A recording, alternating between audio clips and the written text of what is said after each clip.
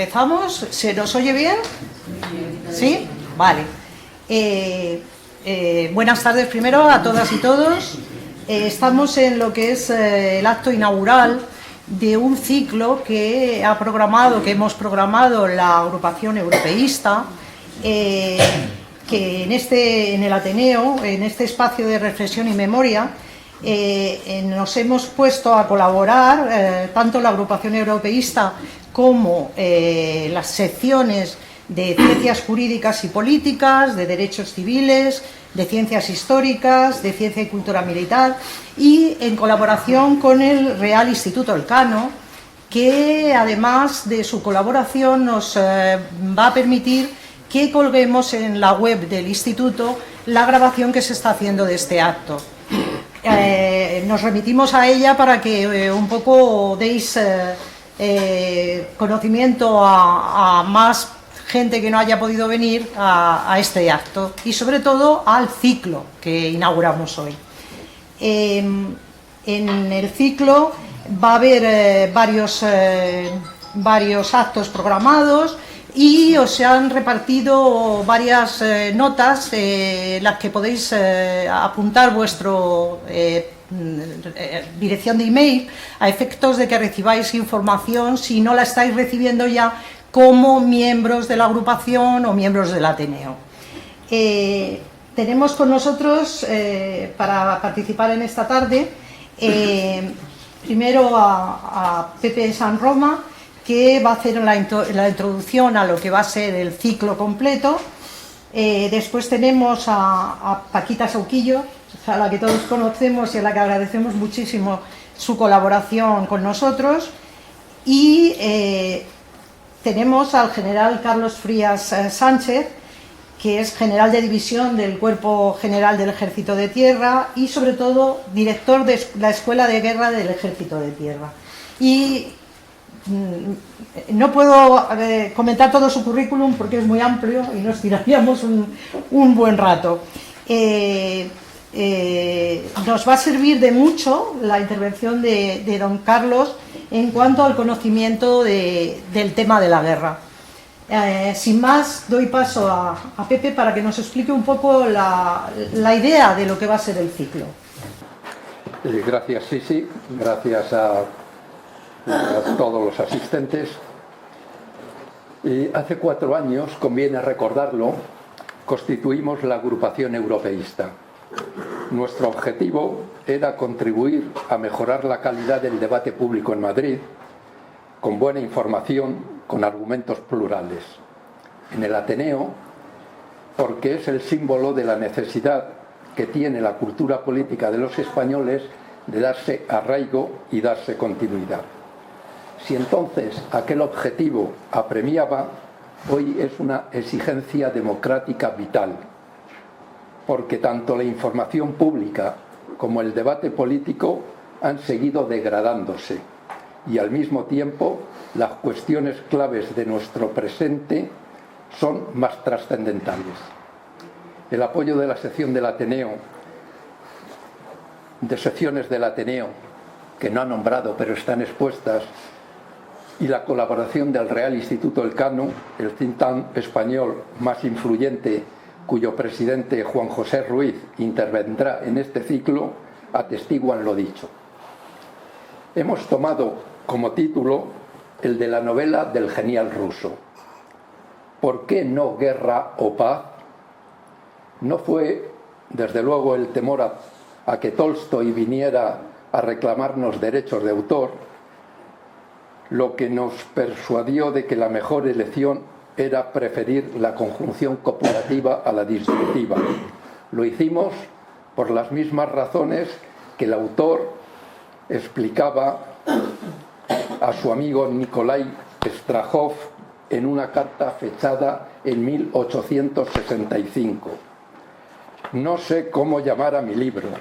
Quizás el título más adecuado sería Guerra y Paz, porque refleja la idea de que son dos aspectos de la misma vida.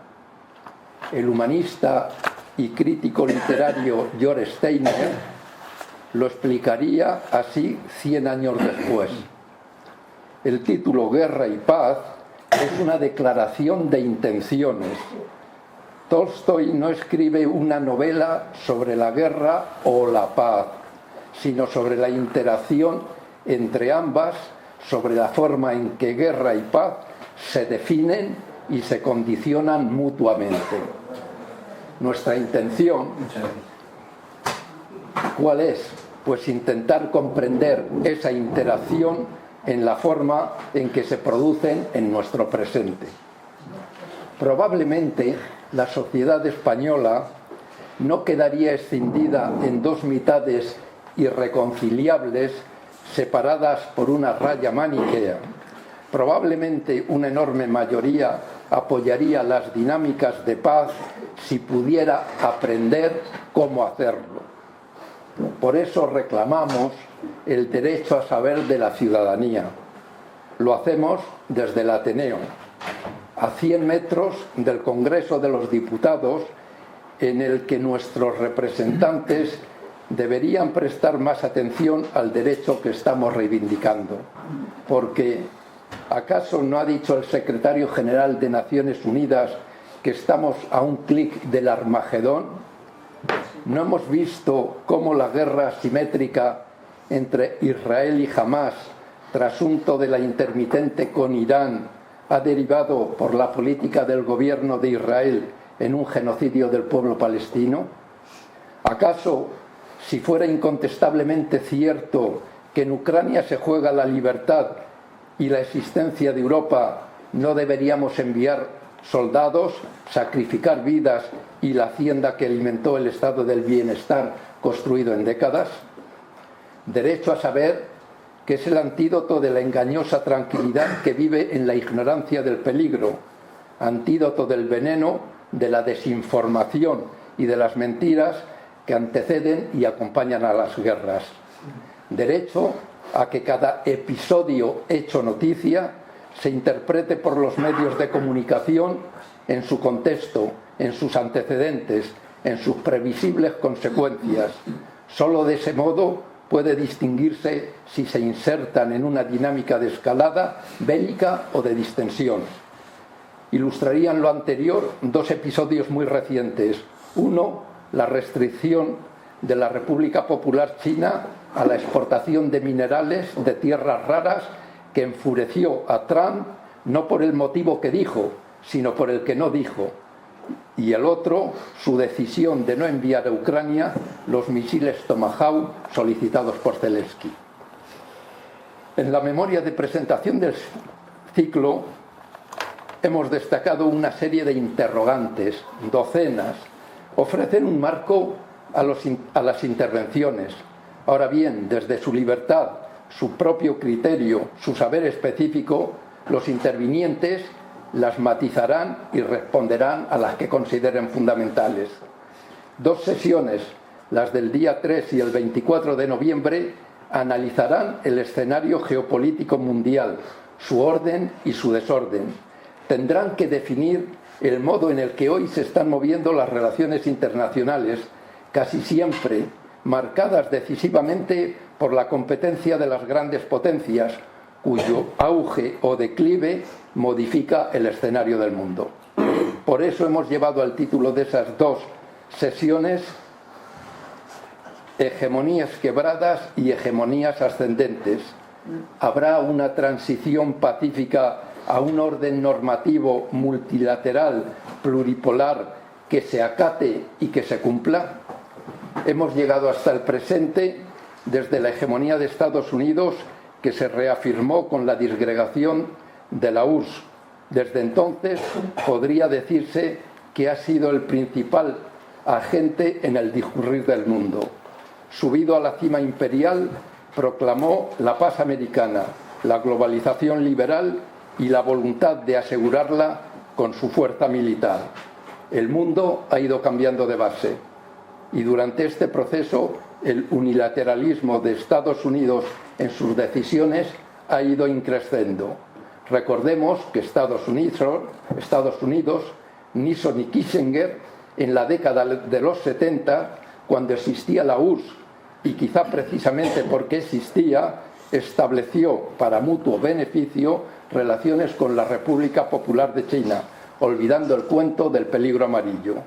Ahora, paradójicamente, las estrategias de seguridad de Estados Unidos, con Biden y con Trump, consideran a China enemigo principal. La cuestión que suscitan esos títulos que hemos dado es la del clásico y archicitado dilema maldición que planteaba Tucídides sobre el enfrentamiento de Atenas y Esparta, disputándose la hegemonía en las guerras del Peloponeso. Ahora el escenario es todo el mundo y los nombres son Estados Unidos, 250 años de historia, frente a China, 5.000 años de historia. La suerte que correrá la relación Estados Unidos y la República Popular de China está en todas las reflexiones sobre la guerra y la paz en el mundo de hoy. No la evitaremos. Pero Tucídides contó también otra historia que quizá nos interese más, la de los melios, habitantes de una pequeña isla, Melos, que quisieron ser neutrales y que fueron arrasados por la democrática Atenas, que no aceptaba la neutralidad a la que los melios aspiraban. Hoy la parte del mundo que no es ni Estados Unidos ni es China es más grande que la de estos dos colosos modernos. Melos era casi insignificante ante Atenas y Esparta. Reflexionar hoy sobre las posibilidades de la neutralidad en la guerra no puede ser contestado con la simple amenaza del aniquilamiento. La sesión del 15 de diciembre tratará de la memoria e historia de la guerra y del derecho internacional humanitario. No iremos muy atrás en el tiempo ni muy lejos en el espacio. Las guerras balcánicas, las caucásicas, las libradas en el Oriente Medio dan materia más que suficiente para el saber que necesitamos ahora. Todas estando formalmente en vigor la Carta Fundacional de Naciones Unidas que ordenaba a sus Estados miembros abstenerse del uso a la amenaza de la fuerza contra la integridad territorial o la independencia política de cualquier Estado, que admitía el uso de la fuerza en legítima defensa, que establecía mecanismos de prevención y restablecimiento de la paz, que definía principios del derecho internacional humanitario. No ha sido desde entonces esta una historia de éxitos. Tantas guerras, tantas vulneraciones de principios. Recordemos tan solo el que obliga a los beligerantes a distinguir entre combatientes y no combatientes. Mas por deteriorada que esté la faz del derecho internacional humanitario, no estamos obligados a valorar los esfuerzos para prestar auxilio a las víctimas civiles, cada vez más numerosas y cada vez más mujeres y niños. En todas esas sesiones habrá referencias a la Unión Europea. Serán preparación de una sesión específica sobre su intervención frente a la ilegítima invasión de Ucrania por Rusia. ¿Nos plantea esta invasión una crisis existencial como se la plantea a Rusia la expansión de la OTAN? ¿Qué hace y qué hará esta? ¿Con qué autoridad y con qué fuerza puede intervenir la Unión Europea? A comienzos de este siglo, en un debate organizado por el CIDOB con el título de La guerra y la paz en el siglo XXI, el alto representante para la política exterior y de seguridad común de la Unión Europea afirmó: Europa es un actor importante en el mundo y debe serlo aún más. La Unión Europea está abocada a ser un actor global. Su reflexión era optimista. Un diplomático español expuso a continuación: Javier Solana ha dicho que la Unión Europea no es una potencia militar, sino una potencia civil a la que se está dotando de algunos elementos militares, lo cual es cierto. Pero la cuestión clave a la hora de caracterizar el tipo de potencia que es la Unión Europea no reside en el contraste entre lo militar y lo civil, sino en otra cosa. La pregunta que hay que hacerle a la Unión Europea es si es una potencia políticamente autónoma de Estados Unidos o si es una potencia políticamente subordinada a Estados Unidos. Hasta aquí la cita. Y un poquito de agua. La cuestión clave parece seguir siendo la misma, pero la situación es peor. Ahora, por ejemplo, las relaciones con Rusia ya no son como las describía Solanas, muy cordiales, muy cooperativas y muy constructivas, sino que en expresiones de la presidenta de la Comisión Europea, Ursula von der Leyen, estamos en combate con Rusia, con esa superpotencia nuclear. Así que hay otra cuestión clave. Debemos escalar o distender el combate con Rusia. Y si queremos distensión, hay que hablar con Putin y conocer lo que quieren los rusos. Por otra parte, cumplido el primer cuarto de siglo, Estados Unidos es cada vez menos condescendiente con los países europeos que le plantean algunas reticencias ante su unilateralidad en el empleo de la fuerza militar, en el modo de iniciar y finalizar los conflictos bélicos, en la política arancelaria, etc. Ahora, con el presidente Trump, exigen además público vasallaje y a quienes no se lo tributan les amenaza sin pudor. España es el ejemplo. Permítanme un pequeño desahogo. Sentí un leve agrado viendo al presidente de nuestro gobierno estrecharle la mano sin rendirle el gesto. El acto de hoy, y con ello termino. Del estratega chino Sun Tzu tomamos parte del título que le damos. Reflexionaba hace 2500 años sobre cómo conducirse en el arte de la guerra, que no es una definición ni desde la ética ni desde la estética. Por eso Sun Tzu acentuaba que el gobernante sabio la evitaba siempre que le fuera posible. En el presente, con tantas nuevas formas de guerras, de armas, de tecnologías, cada vez más dañosas, más criminales, menos heroicas, hay que alzar el saber de los gobernantes y el querer de la población para evitarlas. Por aquello de hace miles de años, y por esto de hoy completamos el título con la idea de la lucha por la paz, intercalando aquí también la conjunción copulativa. La personalidad de los intervinientes define y le dará sentido al acto. Por una parte, Carlos Frías, al que felicitamos por su reciente ascenso, que ha sido hasta ya mismo director de la Escuela de Guerra del Ejército y Liderazgo del Ejército, y por otra parte a Francisca Sauquillo, fundadora del Movimiento por la Paz MPDL. Gracias.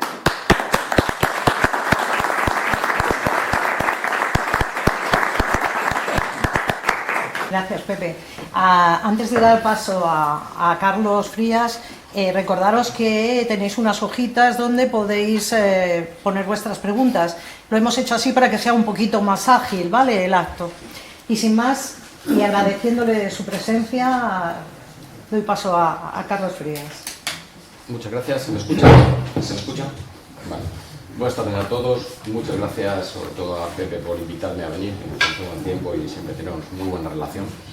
Yo voy a centrar mi intervención en las consecuencias para Europa de la guerra de Ucrania, que por un lado son relativamente sorprendentes, pero por otro lado vamos a decir que eran perfectamente previsibles. Quiero decir, los que estaban sentados somos prácticamente la segunda generación, como mucho, que no ha ido a la guerra en toda la historia de España y quizá de Europa.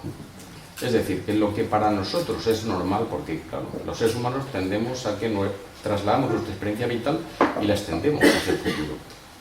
Nosotros, la situación de paz de Europa es una anormalidad. Una normalidad que nos ha beneficiado mucho, pero es una anormalidad. Esto que decimos, la guerra ucrania ha abierto un tiempo nuevo, no, nos ha vuelto un tiempo anterior, que no es lo mismo.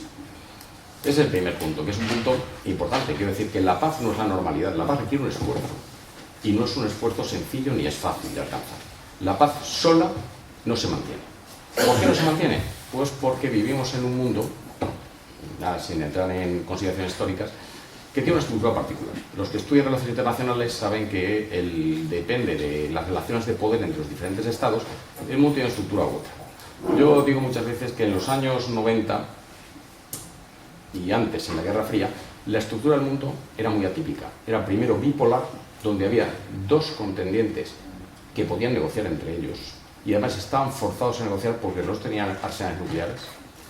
Y en los años 90 tenemos una situación de unipolaridad. Solo hay una superpotencia, que es los norteamericanos. Esa situación yo la comparo al patio de un colegio donde hay un profesor. Un profesor que es injusto, que tiene favoritos, que a otros les tiene manía, pero pone orden. No en todas las peleas, pero en las que le interesa pone orden.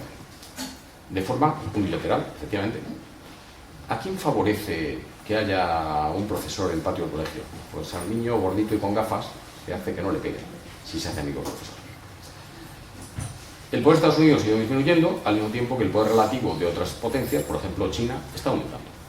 ¿Hacia dónde vamos? Pues vamos hacia lo que se llama una multipolaridad desequilibrada, que en términos de relaciones internacionales es la estructura más inestable. Al cambio, es un patio del colegio donde no hay profesor. Y hay niños pobres, niños ricos, niños grandes, niños pequeños, y los soltamos todos juntos. ¿Qué puede salir de ahí? Nada bueno. ¿Qué es lo que tenemos ahora? Quiero decir con esto que la inestabilidad que vivimos ahora no es puntual. O sea, la guerra de Ucrania, la guerra de Gaza, la que hay de India y Pakistán, la que hay en Sudán, la que hay en Myanmar, son síntomas de una misma enfermedad. El mundo se ha vuelto inestable. ¿Qué quiere decir? Que si solucionamos la guerra de Ucrania, eso no quiere decir que vaya a venir la paz. Quiere decir que estallará otra cosa por otro sitio. Los norteamericanos han hecho un think tank americano, hizo un estudio donde identifica 319 posibles conflictos fronterizos que pueden degenerar cada uno de ellos en guerra. 319 son muchos. Bueno, si pensamos que vivimos en un mundo inestable, hay que entender que claro, Europa está en un vecindario complicado. Estados Unidos tiene dos vecinos principales, Canadá y México. Ninguno le va a dar ningún problema. Ninguno. Rusia y China son vecinos mal avenidos, porque tienen disputas históricas. Nadie le ha quitado más territorio a China que el Imperio Ruso. Y los chinos tienen una larga memoria desde hace 5.000 años. Y eso no lo olvidan. Con lo cual son aliados de circunstancias, pero no son aliados definitivos. Y bueno, y Europa tenemos por un lado África. África es un continente con muchos problemas y muchos problemas de futuro. Y por otro lado tenemos a Rusia. ¿Por qué es Rusia complicada? Bueno, Rusia es complicada por muchos motivos. El argumentario del Kremlin es que la expansión de la OTAN ha forzado a Rusia a defenderse. La expansión de la OTAN. ¿Por qué se expande la OTAN? Fundamentalmente porque todos los vecinos de Rusia la temen y la odian. Y la odian porque llevan muchos años sometidos por Rusia, y la ocupación rusa ha sido brutal. La OTAN no se ha expandido porque haya convencido a los polacos de unirse a la OTAN, es al revés. Fueron los polacos que lloraron de rodillas para unirse a la OTAN.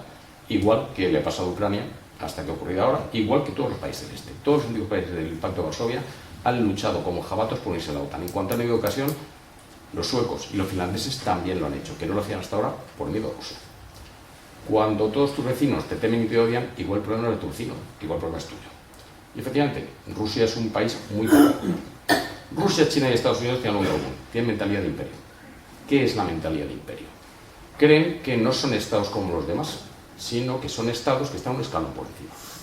Rusia cree que la voluntad de Ucrania como estado soberano de unirse a la OTAN europea es irrelevante en relación a sus intereses de seguridad o de otro tipo.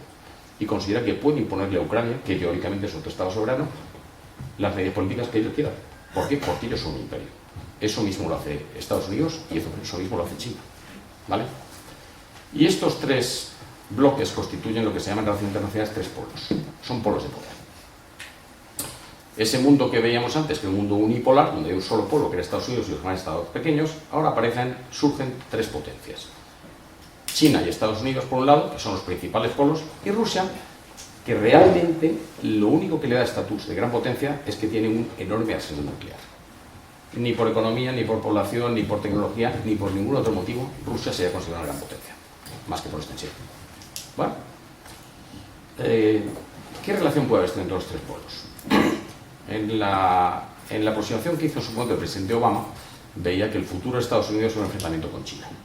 Es lo que se llamó precisamente la trampa de Tucídides. China y Estados Unidos están destinados, de alguna manera, en un futuro determinado, a chocar entre ellos en un conflicto de dimensiones pues, del tamaño de los dos países. Eso es lo que se llama la trampa de Tucídides. El nombre viene de cuando comienza Tucídides a describir la guerra del Peloponeso, habla de que fue el auge de Atenas y el miedo que éste despertó en Esparta lo que hizo la guerra inevitable. Pues haciendo la equivalencia, sería el auge de China y el miedo que despertó en Estados Unidos es lo que puede hacer la guerra inevitable. Cuando esa situación se ha producido históricamente, la potencia que está perdiendo poder relativo tiene siempre la tentación de destruir al rival antes de que sea demasiado poderoso. Y si no hace nada, el rival llega un momento en que es tan poderoso que cree que puede enfrentarse a la potencia dominante. Con lo cual, en la mayoría de los casos se acaba en guerra. Hay muy pocos casos en los que no haya acabado en guerra. De los 16 que estudia Graham Allison, que hace un libro sobre el tema, estudia 16 casos, de los que 12 acaban en guerra y 4 no. En los 4 que no acaban en guerra, había una cierta comunidad de valores entre las dos potencias que chocaban. E incluso en algunos casos se recurrió, digamos, a la autoridad moral. Es el ejemplo de España y Portugal con el Tratado de Tordesillas, que se recurrió a la autoridad del Papa. ¿China y Estados Unidos tienen esa comunidad de valores? No. Con lo cual, las cosas apuntan mal. Bueno, pues el presidente Obama veía que el futuro de Estados Unidos iba a ser un enfrentamiento con China. Cuando uno busca un enfrentamiento, o espera un enfrentamiento contra una superpotencia rival, ¿qué es lo que debe hacer? Buscar aliados. Y Estados Unidos estuvo buscando aliados. Todos los tratados de libre comercio, todos los tratados de seguridad, era una búsqueda de aliados. Y ahora de repente llega el presidente Trump. Y el presidente Trump se dedica a darle patadas a los aliados.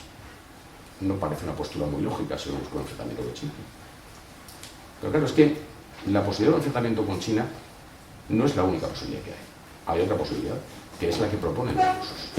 Si uno estudia lo que dicen Lukianov o Karaganov, que son consejeros politólogos importantes en Rusia de prestigio, incluso escucha a Dugin. Dugin es muy conocido en Occidente, pero en Rusia no tiene buena fama. Si yo voy a Rusia y digo que yo leo a Dugin, me mirarían mal. Pero bueno, lo que proponen es otra cosa. Es decir, bueno, hablan con norteamericanos y con chinos. ¿Por qué no vamos a pelear? ¿Qué necesidad tenemos de pelearnos? Pelearse sale muy caro y no sabemos qué puede ocurrir. Es más sencillo repartirnos el mundo. Y Rusia, China y Estados Unidos deberían repartirse el mundo, según la interpretación que hacen los rusos. Esto tiene precedentes históricos. En 1815, cuando acaban las guerras napoleónicas, Europa está exhausta, ha pasado muchísimos años de guerra que han arrasado el continente entero, y las grandes potencias europeas deciden crear lo que se llamó el Concierto de Europa. No vamos a la guerra, vamos a negociar. Y efectivamente, hasta la guerra de Crimea, 40 años después, hubo un periodo de paz en Europa que apenas hubo guerras, y las que hubo fueron guerras muy limitadas y que acabaron siempre con negociación. Pero ¿qué ocurrió en los años? Que fuera de Europa, las grandes potencias europeas aprovecharon para repartirse el mundo. Es cuando se produce el reparto colonial de África, es cuando se producen las intervenciones en China y en Asia. Es decir, los que no estaban a la mesa de negociación fueron parte del menú. Y en este triunvirato entre China, Rusia y Estados Unidos, Europa no está. Es más, lo que dicen los politólogos rusos es que de ese reparto del mundo, América para los americanos, Lina Monroe, Asia para los asiáticos y Europa para el concepto de Eurasia, que como ellos dicen es una Rusia que llegaría desde Lisboa hasta Vladivostok. Ellos creen que esto es la parte que les toca del pastel. Y África a negociar. Eso es lo que defienden ahora mismo los estudiosos rusos y es por lo que nos da mucho miedo lo que quiere hacer el señor Putin. ¿Qué opciones tiene Estados Unidos? Opción 1. Ignorar a Rusia, que es una potencia menor, si no fuera para la arsenal nuclear, ir directamente al choque con China. Para eso debe buscar aliados, pero no lo está haciendo. ¿Puede ir al choque con China sin aliados? Es muy difícil. Sin embargo, vemos cosas que son preocupantes. Por ejemplo, vemos que el señor Trump está interviniendo contra Venezuela y Rusia, principal aliado de Venezuela, no hace nada. ¿Por qué no hace nada? Pues si aplicamos el América para los americanos, pues comprendemos que no haga nada. Uno de los tuits que es tan aficionado el señor Trump hablaba de que Ucrania podía ganar la guerra tal y cual, pero más interesante que lo que decía de que si podía ganar o no Ucrania la guerra es que él hablaba como si Ucrania no tuviera nada que ver con él y como si fuera un problema europeo. Nosotros le daremos a la OTAN armas y que hagan lo que quieran con ellas, como si no tuvieran nada que ver con ello. Es decir, que parece que Estados Unidos tampoco está muy convencido de que deba refugiarse en Europa o de que deba asegurar la seguridad continental. Estados Unidos bombardea a Irán y Rusia tampoco hace nada. Es decir, que aparentemente esa idea de repartirse el mundo no parece tan descabellada como podría parecer vista de otros sitios. Hay otras teorías que dicen que lo que quiere Estados Unidos es concentrar toda su potencia contra China, pero para eso necesitan neutralizar a Rusia. Y para neutralizar a Rusia piensa utilizar a Europa. Es decir, bueno, la seguridad de Europa, que se encargan los europeos, yo me quito en medio y yo concentro todos mis medios contra China. Después de haber neutralizado Irán, que con los bombardeos de hace unos meses, pues calculan que tienen un margen de unos 2 años. Entonces saben que tienen 2 años para conseguir que Europa se refuerce hasta el punto de neutralizar o hacer el balance con Rusia. Bueno, es otra posibilidad, pero en los dos casos, si Estados Unidos acuerda con China y con Rusia un reparto del mundo, Europa o se convierte en un polo de poder o se convertirá en un satélite de un Estado autocrático. Y creo que eso no nos gustaría a ninguno. Incluso si Estados Unidos decide que no va a abandonar Europa, pero que la seguridad de Europa se encarguen los europeos. A efectos prácticos, a los europeos nos da igual. O conseguimos tener un instrumento militar suficiente para garantizar nuestra seguridad, sea aliado con Estados Unidos o sea sin ellos, o no vamos a ser capaces de contrarrestar las amenazas rusas. Esto se complica aún más cuando pensamos que vivimos en un mundo nuclear. Es imposible entender nada de lo que ocurre en el mundo a lo grande si no comprendemos cuál es la distribución de los arsenales nucleares. Rusia está como está en Ucrania porque tiene armas nucleares. ¿Por qué mandamos ayuda a Ucrania con cuentagotas? Pues entre otras cosas porque no sabemos dónde está la línea roja de empleo de las armas nucleares rusas. Con lo cual, pues vamos a andar unos carros Leopard. ¿Cuántos? Manda 10, a ver qué pasa. Uy, parece que no pasa nada. Manda otros 10. Estamos tanteando, pero no sabemos dónde está la línea. Si Rusia fuera una potencia nuclear, hace mucho tiempo que habría sido derrotada en Ucrania. Pero lo es. Y de la misma manera, es imposible que Europa pueda disuadir una agresión militar rusa si Europa no tiene armas nucleares. Y la única potencia que la tiene es Francia, tiene un arsenal nuclear pequeño. Para que nos hagamos una idea, Francia tiene unas 300 cabezas nucleares, algo menos, 265, 290, y Rusia tiene más de 6.000. Bueno, tan importante es el arma nuclear, el arma nuclear no se va a usar. En el año 94, el ejército polaco desveló el plan de ataque que tenía el Pacto de Varsovia en caso de que se hubiera producido una guerra europea. En ese plan de ataque, el mando soviético pensaba emplear de primera oleada 360 cabezas nucleares sobre toda Europa. A Madrid nos tocaban 2. Pero no sobre toda Europa. Había 2 países a los que no les iba a tirar armas nucleares. Ni a Francia ni al Reino Unido. Porque se nos podían devolver. Entonces, todo el que tiene armas nucleares tiene la seguridad que le da el arsenal nuclear. El que no las tiene, no tiene esa seguridad. En la Guerra Fría estaba siempre la duda de que en caso de un ataque nuclear sobre Europa, si Estados Unidos sacrificaría a Nueva York por vengar París. Bueno, pues ahora podemos bajar la escala y pensar si Francia sacrificaría París por vengar Tallinn o por vengar Riga.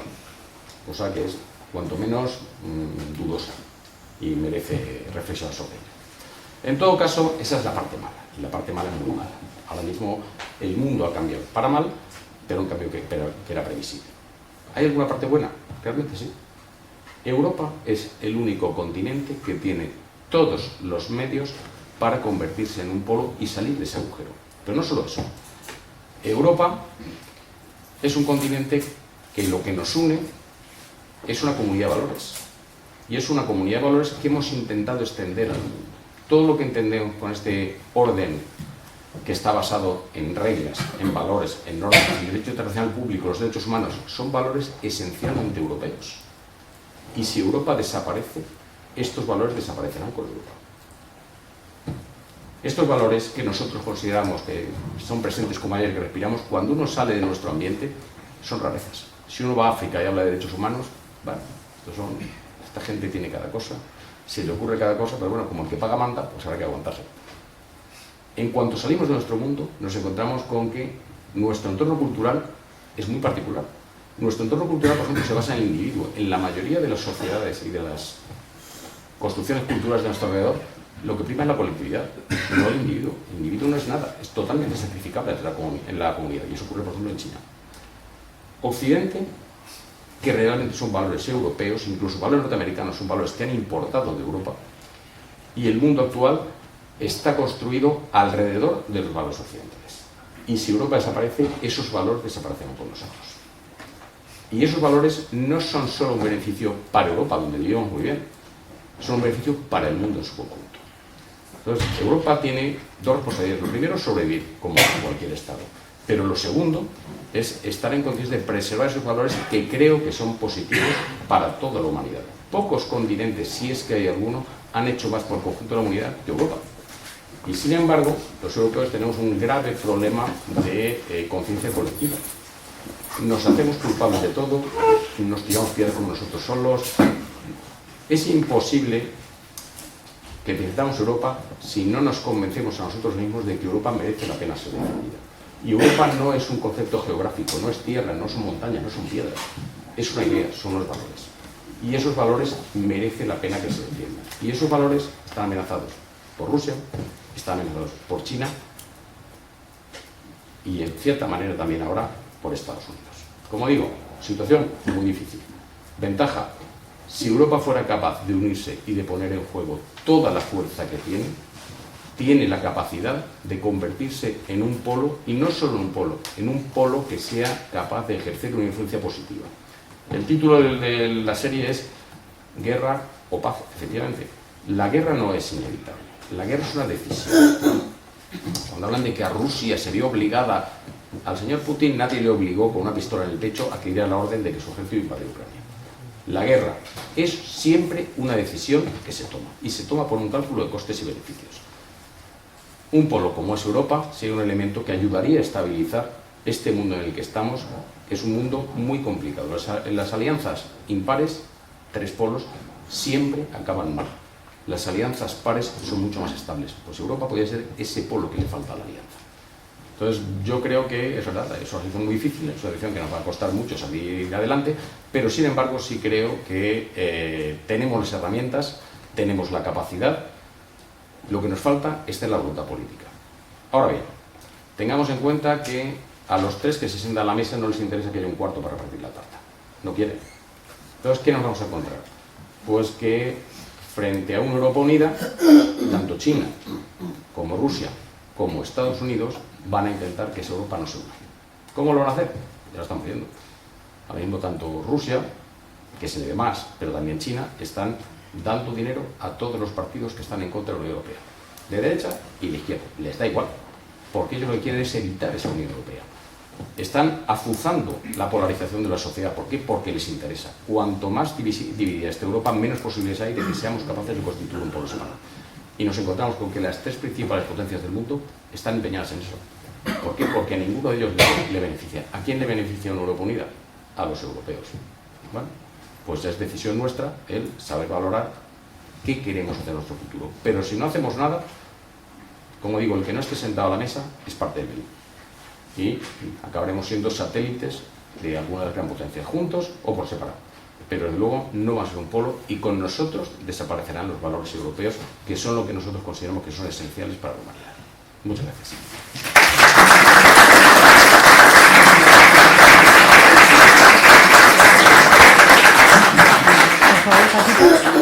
Pues muchísimas gracias. A mí me parece muy interesante que hayáis organizado la agrupación europeísta pues este debate, porque que en esta sala pues esté llena para debatir sobre un tema que es guerra y paz, que es como se titula, a mí me parece que eso es muy importante. Es verdad que no somos los únicos, que hay más sitios en donde también están debatiendo esto. Yo en concreto sé que, por ejemplo, pues en Bruselas hay organizaciones como Solidar y otras organizaciones que están haciendo este mismo debate, ¿no? Pero yo, cogiendo un poco lo que ha dicho Frías, a mí me parece que hay que plantearse que esto no es ahora único, sino que viene de atrás. O sea, que las guerras se han dado siempre, y no desde el punto de vista histórico, sino incluso qué ha pasado en el siglo XX. En el siglo XX hubo una primera parte del siglo XX que fue dos guerras cruentas, como fue la Primera y la Segunda Guerra Mundial. En el caso de España tuvimos la Guerra Civil, y fue un siglo que la primera parte fue horrorosa. La segunda parte del siglo XX yo creo que se dan cuenta los que habían estado en conflicto, y es a donde surge la Unión Europea con los valores que ha planteado Frías, en donde que lo que hay que hacer es no matarnos, no hacer guerras, sino intentar hacer diálogo, acuerdos y cooperación. Y entonces es como se forman los 6 primeros países que forman la Unión Europea, con una idea muy importante que cambia la Europa del carbón y el acero, que eran 2 instrumentos muy importantes para la guerra, y ya no se llama la Europa del carbón y el acero, en donde el carbón y el acero habían jugado durante la Primera y la Segunda Guerra Mundial fundamentalmente. Y empiezan a plantearse la Unión Europea, con esa idea de diálogo, de acuerdo y de cooperación. Y pasamos de 6 países durante el siglo XX, la segunda parte, a 27 países, que es lo que hoy estamos, ¿no? Lo cual es muy importante, con esa idea de diálogo, acuerdo y cooperación, y con una idea de empezar a construir una nueva Europa, basada no en la fuerza del que más podía, sino en intentar cooperar.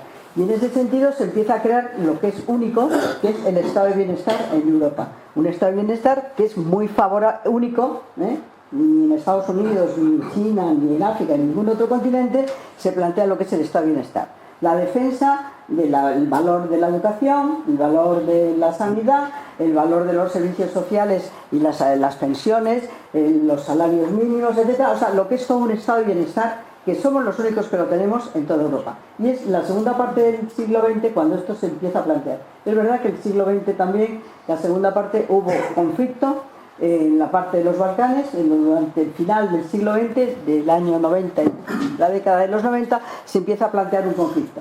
¿Por qué se empiezan a plantear el conflicto de los Balcanes? Que es un problema que yo creo que también hay que verlo en este momento. Pues por un problema de nacionalismos y por un problema de tierra, diríamos, de quién posee esta tierra. Y es el conflicto de los Balcanes, que se produce durante la década de los 90. Bueno, pues los nacionalismos de una Yugoslavia, en donde empieza a desgranarse diferentes nacionalismos, como es los serbios, los croatas, los bosnios, y en donde se plantea también quién tiene más fuerza. Y es a donde se produce la guerra, que es prácticamente en Europa el único sitio en que la segunda mitad del siglo XX se produce un conflicto bélico. Entramos en el siglo XXI, y el siglo XXI, por lo que ha planteado, y no quiero, porque lo ha explicado muy bien, del papel de China, de Rusia y de Estados Unidos, bueno, pues en el siglo XXI empezamos a plantearse que empiezan a caerse algunas cosas que habíamos creado durante la segunda mitad del siglo XX, que era el problema, no solamente el diálogo, el acuerdo y la cooperación, sino también el crear un multilateralismo, que es cuando se empieza a crear Naciones Unidas, la OSCE, organismos que plantean cómo entendernos internacionalmente y cómo efectivamente llegar a acuerdos y diálogo. Y en el siglo XXI, influido por lo que él ha planteado, yo creo que empieza a decaer lo que es el multilateralismo y se empieza a plantear un mundo más bipolar, un mundo más de negocios individuales, bipolares, pero no multilaterales. Y esto es uno de los problemas que nos estamos encontrando ahora en el siglo XXI.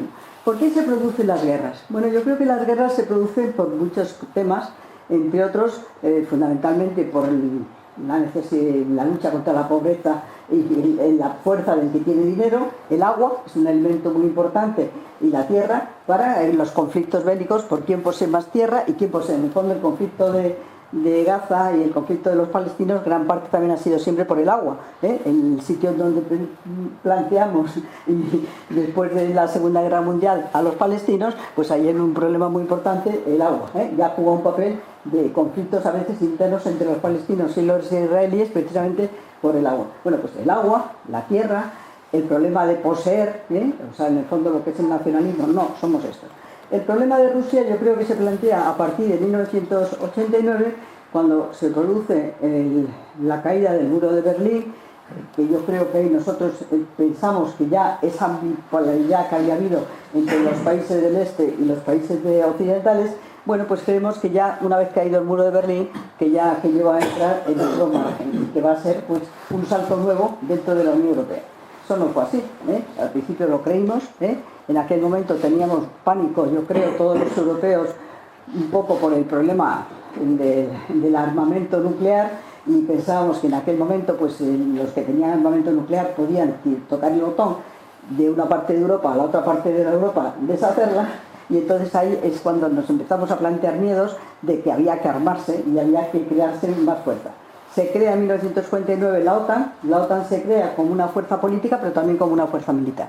Fuerza militar que yo creo que en ese caso era teniendo en cuenta lo que había de enfrentamiento con la Unión Soviética y unirnos un poco como fuerza política y como fuerza, pero una fuerza política y una fuerza armada sin que efectivamente fuera realmente una fuerza armada de todos los ejércitos, sino que era un instrumento aparte.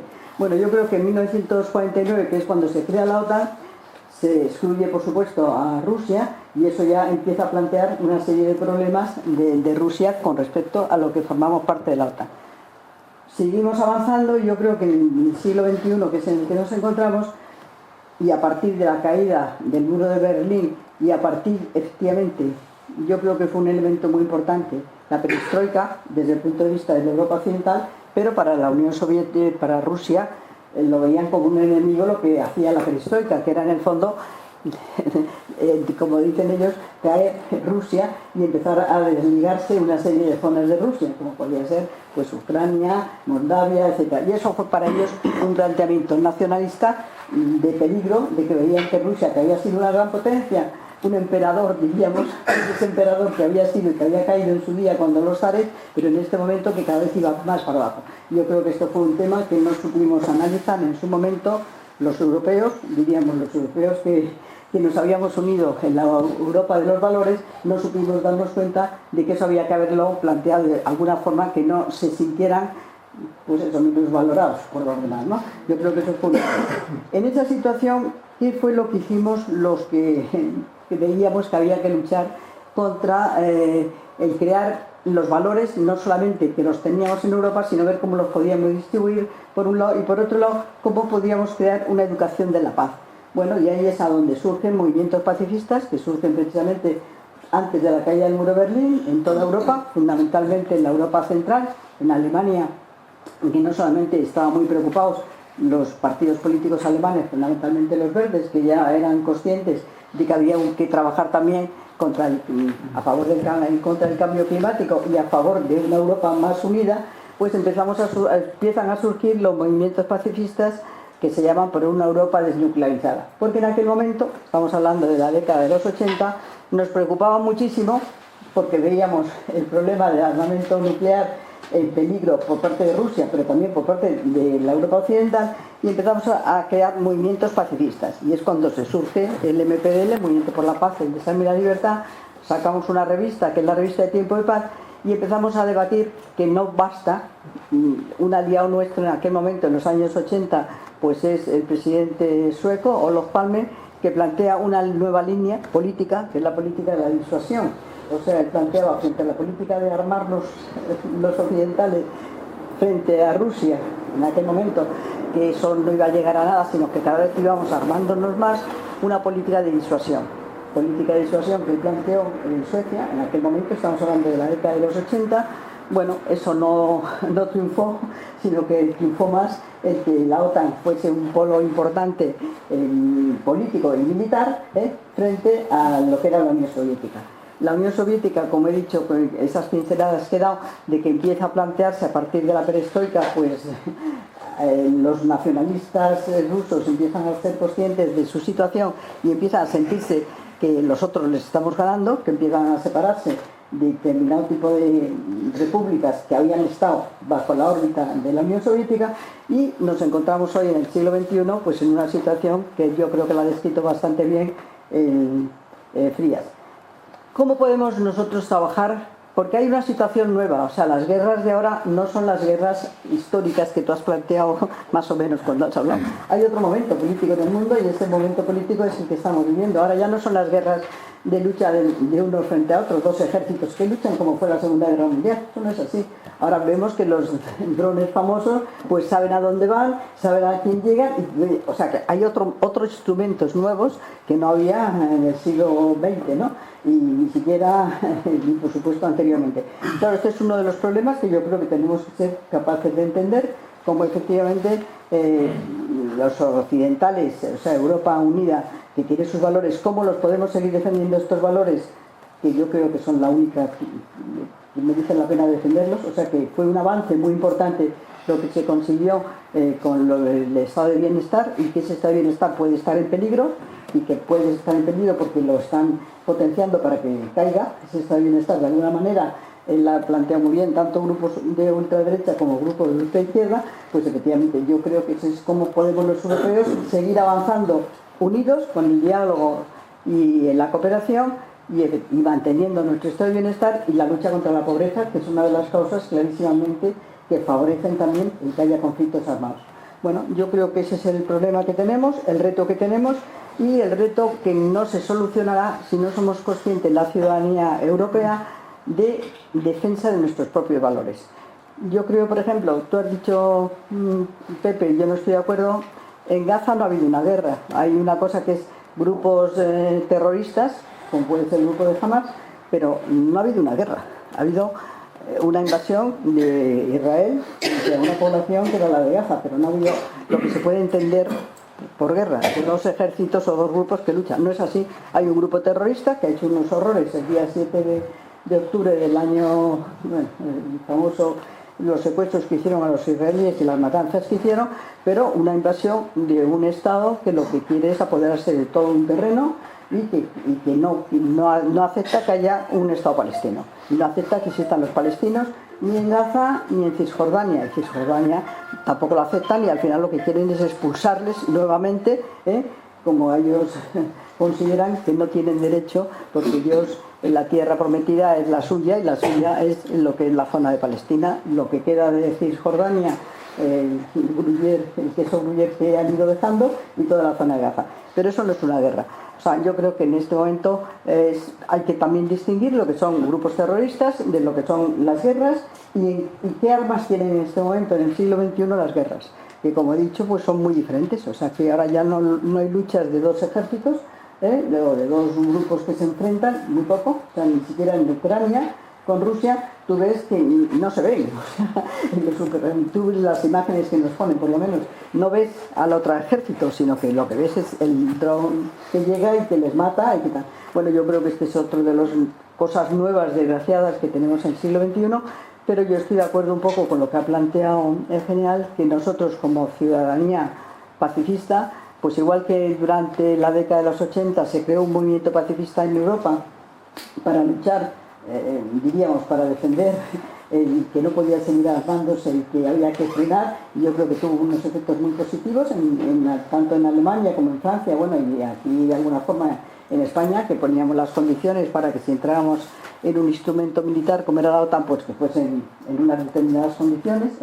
Bueno, pues yo creo que igual que se hizo en la década de los 80, pues ahora tiene que haber un movimiento ciudadano que se oponga y que siga defendiendo los valores del estado de bienestar que Europa nos hemos ido creando a partir de la segunda parte del siglo XX, y que defendamos lo que son organismos que están en este momento en decadencia, multilaterales, como en Naciones Unidas, con toda la reestructuración que tengamos que hacer, que sea un organismo que nos seamos capaces de sentarnos a discutir, a dialogar y a cooperar.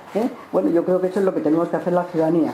Y eso, de alguna forma, bueno, yo soy optimista con el tema dentro de un orden, con lo que ha pasado, está pasando en Gaza, pues con las grandes manifestaciones, yo creo que han sido las que han forzado a que efectivamente se llegue a ese acuerdo, un acuerdo muy relativo, pero por lo menos que hayan matado ayer 35 personas, pero no sigan con el genocidio, ¿no? Y yo creo que tenemos que seguir insistiendo y presionando.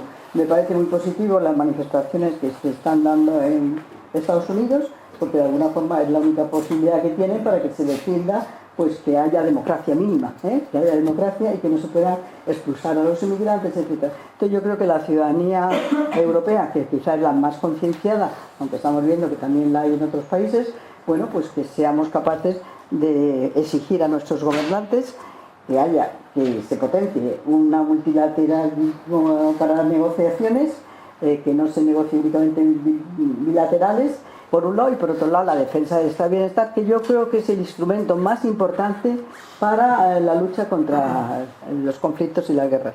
Es verdad que en este momento hay 120 conflictos en el mundo, o sea, conflictos muy diferentes, porque no es lo mismo el conflicto que vive Haití, que jamás los pobres haitianos han salido del conflicto, siempre han estado, desde que fueron esclavos africanos que llegaron a Haití, han estado los pobres siempre encerrados y con conflicto. No es lo mismo eso que el conflicto que se está dando en Mali, que lo que se está dando en Sudán. Son muy diferentes, pero bueno, para que haya paz en el mundo, claro, nosotros estamos viéndolo desde el punto de vista de España y desde el punto de vista de Europa. No somos conscientes de ver todo lo que está ocurriendo en África, bueno, y en Asia, pero a mí me parece que la única posibilidad es concienciar a la ciudadanía de educar para la paz, y educar para la paz pues es que no tiene que ganar el más fuerte y que la única solución es el diálogo, el consenso, el acuerdo y la cooperación. Bueno, yo creo que eso es lo que yo planteo. Bueno.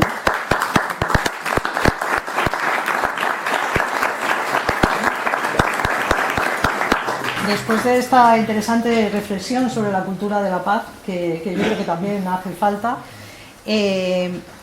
como los intervinientes han sido muy educados y han cumplido muy bien con el tiempo, a pesar de que os habíamos pedido que escribierais las preguntas, sí creo que hay tiempo para que lo puedan hacer cada uno. O sea que, por ejemplo, tú, pero lo que sí te pido, sí, lo que tengo escrito, conciso, eso es, sí, que nos dé tiempo a todos.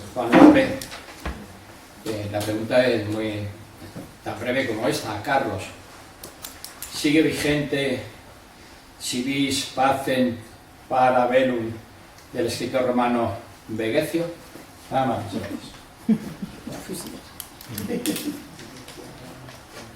Bueno, realmente, ya en tiempos de Flavio Vegecio, organizar guerras es muy complicado. Sun Tzu, que lo mencionaba antes Pepe, decía que las guerras se ganan y se pierden mucho antes de que se lance la primera flecha. Es verdad. ¿Por qué? Porque como cualquier cosa no se improvisa. El duque de Wellington decía que solo hay una cosa peor que una batalla: una derrota. Bueno, pues las derrotas se gestan en tiempo de paz. Es decir, si yo no me preparo, cuando voy a la guerra no tengo los medios, no tengo el adiestramiento o no tengo la preparación necesaria para hacerlo. Yo dirigí hasta hace 3 semanitas la Escuela de Guerra. La Escuela de Guerra es un centro donde nos dedicamos a estudiar la guerra. ¿Qué es un hombre feo? Bueno, es un hombre decimonónico casi, es un hombre, bueno, realmente se lo puso el presidente Azaña en su reforma militar del año 31, le llamamos con su Escuela de Guerra. La guerra hay que prepararla, la guerra hay que conocerla, la guerra hay que saberla. Y la guerra es un campo de conocimiento específico que requiere una preparación específica. La guerra, por desgracia, uno no la decide. Si el presidente Zelensky le hubieran preguntado, ahora estaría jugando al golf donde le tocara o bañándose en una piscina o haciendo lo que tuviera que hacer. La guerra no la organizó Ucrania, la guerra viene a verte y a veces la guerra viene a nuestra casa. En nuestro caso tenemos la mala suerte de tener un vecino complicado como es Rusia. La principal amenaza para Rusia no es la OTAN, la principal amenaza para Rusia es la Unión Europea y el estado de bienestar. Pensemos en un señor como el señor Putin, que lleva 30 años casi de poder absoluto en el país más grande del mundo y con más recursos naturales, y son igual de pobres que el primer día que asumió el poder. Excepto sus amigos, que no saben dónde meter los yates porque ya no les cabe. La amenaza para el señor Putin es que sus ciudadanos vean que no es necesario ser pobres, sino que es posible que haya otras formas de organizarse, y más en un país mucho más rico que lo que es. Entonces, el señor Putin, su amenaza no son los tanques de la OTAN. Si no somos capaces de darle munición suficiente a Ucrania para que aguante, ¿cómo de verdad alguien piensa que íbamos a invadir Rusia? Si no tenemos esa capacidad, era imposible, aunque quisiéramos, que no queríamos. El problema para el señor Putin es precisamente el estado de bienestar, es precisamente la riqueza de Europa, es precisamente que su sociedad o su poder se basa en que el ciudadano ruso crea que él vive mejor que lo que viven los demás. En el momento que vea que su primo ucraniano, que era igual de pobre que él hace 10 años, vive mejor que él y va a visitarle en un Audi, va a decir, bueno, ¿y yo por qué sigo siendo pobre? Y eso es una bomba de relojería en los cimientos del régimen. Rusia no puede consentir una Europa próspera. Entonces, efectivamente, tenemos un mal vecino y mientras el régimen ruso funcione estas coordenadas, es muy difícil evitar, no una guerra, que yo no creo que lleguemos a una guerra, pero sí hay que hacer una estrategia de disuasión. Hay que evitar que crea que somos débiles, porque uno de los problemas que tenemos es que el régimen ruso piensa que los europeos somos flojos, somos débiles, somos blanditos, y que incluso aunque tuvieran muchas armas, no vamos a ser capaces de resistir. Y eso, vamos, no es que lo piensa, es que lo escribe diariamente. Pues bueno, yo sí creo que hay que preparar la guerra. Y yo creo que eso requiere un esfuerzo temporal grande, un esfuerzo económico. Pero lo primero que hay que hacer es sentarse y pensar. A mí, por ejemplo, lo que hace la Unión Europea es decir, hay 800.000 millones. Si yo tengo una gotera, primero lo que hago es llamar a alguien y me diga, ¿esto cuándo va a costar? Y después con el dinero. No empiezo con el dinero encima de la mesa sin saber en qué lo voy a gastar. O sea que se puede hacer las cosas de otra manera. ¿Pero hay que prepararlo? Yo creo que sí. Muchas gracias. Sí, no, yo se me olvidó decir que, claro, en las guerras, la Cruz Roja, por ejemplo, surgió a partir de la batalla de Solferino, ¿no? Que se dieron cuenta de que caía la gente, que caían los prisioneros y que había que buscarlo. Posteriormente, en la Unión Europea creó también cuando el conflicto de la Yugoslavia, lo que eran los pasillos humanitarios, ¿no? O sea, que se daba importancia que había unos pasillos que se tenían que respetar de alguna forma, ¿no? Claro, ahora en este momento eso ya no vale, o sea, porque las guerras ahora no están como era la batalla de Solferino en aquel momento, ni ahora hay posibilidades de pasillos humanitarios porque no te dejan llegar la comida en el caso de Gaza y efectivamente en el caso de Ucrania, que es lo que más vemos por lo menos en los medios de prensa, bueno, pues no hay enfrentamiento de dos cuerpos, ¿no? Sino que hay armas que llegan por el cielo y que caen en tal casa y destruyen tal casa y tal. Bueno, también tenemos que pensar, me parece, cómo se puede ayudar a esa gente que le pasa eso. O sea, primero evitar la guerra, pero una vez que eso se produce, ese conflicto, ¿cómo lo podemos evitar? Porque ya mi pasillo humanitario vale, eso ya no existe. Yo me recuerdo el papel que el ejército español pues, nos ayudó a quitar las minas, había antiminas personales, ahora resulta que no hay minas personales, pero hay una línea que no se sabe en Gaza por dónde pasa, ¿no? Entonces el problema es que no saben si llega a la derecha, a la izquierda y por lo tanto lo pasan los camiones humanitarios por la línea esa. O sea, tenemos que plantearnos cómo podemos hacer frente a estos temas y eso no lo estamos haciendo, parece que estamos como si eso no hubiera cambiado la forma de enfrentamientos que se están dando al día de hoy. Clementina, por favor. Sí, no me ha terminado de quedar una pregunta para Carlos Frías. Ha dicho que hay tres núcleos ahora mismo emergentes y de poder, por un lado China, Estados Unidos y Rusia. Lo que no me termina de quedar claro en su exposición es distinta.